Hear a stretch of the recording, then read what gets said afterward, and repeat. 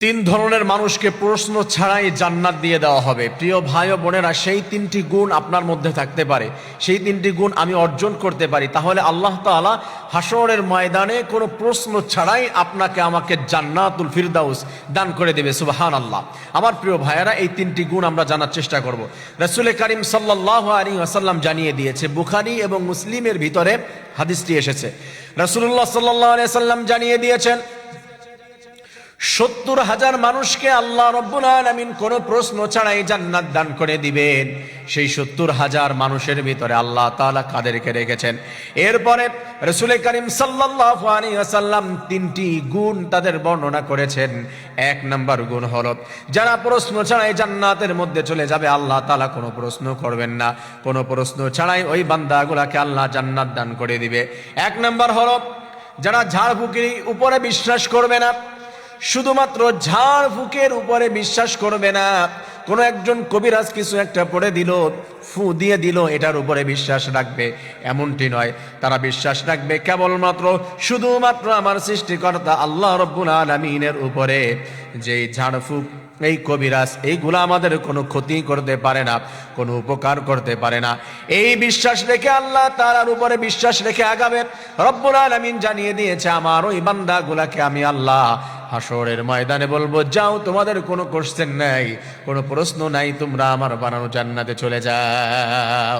দুই নম্বরে আল্লাহ রাব্বুল আলামিন যাদের নাম রেখে দিয়েছে, তারা হলো যে লোহা পুড়িয়ে শরীরের ভিতরে দাগ দেয় না। অনেকে আমাদের সমাজে অনেক ব্যক্তি আছে, ছেলে এবং মেয়ে, লোহা পুড়িয়ে শরীরের ভিতরে, হাতের ভিতরে সেক দেয়। সেক দিয়ে এখানে কোনো অক্ষর লেখে, কোনো একটা অক্ষর লেখে, ট্যাটু আঁকে বা অক্ষর লেখে, কোনো প্রিয় ব্যক্তির নাম লেখে। সে হচ্ছে মেসিকে অনেক ভালোবাসে, এই জন্য এম লিখে রাখে।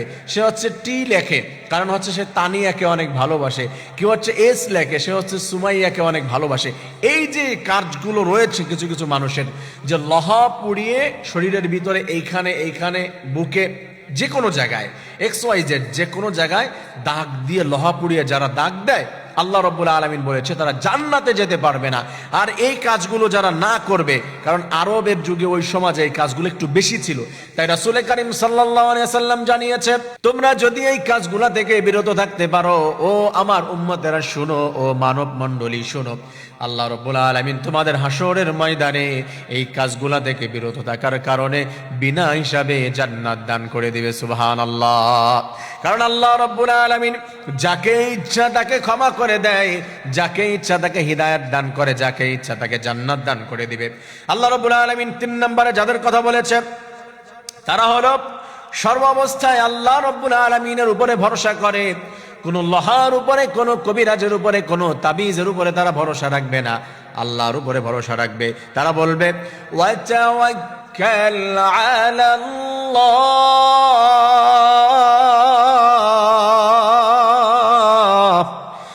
ওয়াকাফা বিল্লাহি হাসিবা। রব্বুল আলামিন বলছে, বান্দা, ওয়াতাওয়াক্কাল আলাল্লাহ, আল্লাহ রব্বুল আলামিনের উপরে তাওয়াক্কুল করো, ভরসা করো, ডিপেন্ড করবে শুধুমাত্র আল্লাহ তাআলার উপরে। বান্দাই কাজ যদি তুমি করতে পারো, ওয়াকাফা বিল্লাহি হাসিবা, ওই রব্বুল আলামিন, ওই রব, ওই তোমার আল্লাহ তোমার সব কিছু সলভ করার জন্য, তোমার সব দেওয়ার জন্য, সমস্ত ব্যবস্থা করার জন্য রব্বুল আলামিন তোমার জন্য তখন যথেষ্ট হয়ে যাবে। সুবহানাল্লাহ। তার উপরে ভরসা করো, কোনো কিছুর উপরে, টাকার উপরে নয়, নেতার উপরে নয়, মা বাবার উপরে নয়, আত্মীয় স্বজন, ফ্রেন্ড সার্কেল, কারো উপরে নয়, সৃষ্টিকর্তার উপরে ভরসা করো, সে তোমার জন্য ইনাফ হয়ে যাবে প্রত্যেকটি বিষয়ের উপরে। আল্লাহ রাব্বুল আলামিন এই যে তিনটি গুণ আমরা এক্সপ্লেইন করলাম, তিনটি গুণ শেয়ার করলাম, রব্বুল আলামিন এই তিনটি গুণ আমাদেরকে সবাইকে অর্জন করে হাশরের ময়দানে যেন আমরা দাঁড়াতে পারি। আল্লাহ তাআলা যেন বলে, এরে বান্দা, তুই এই কাজ করেছিলি, এরে বান্দি, তুই আমার এই বিশ্বাস রেখেছিলি, যা, আজকে তোকে কোনো কোশ্চেন করা হবে না, without question you go to my জান্নাত, তুমি যাও, আমার জান্নাতের ভিতরে চলে যাও। সুবহানাল্লাহ। আমার প্রিয় ভাইয়েরা, আল্লাহ তাআলা আমাদেরকে এই গুণগুলি অর্জন করার তৌফিক দান করুন। আমিন।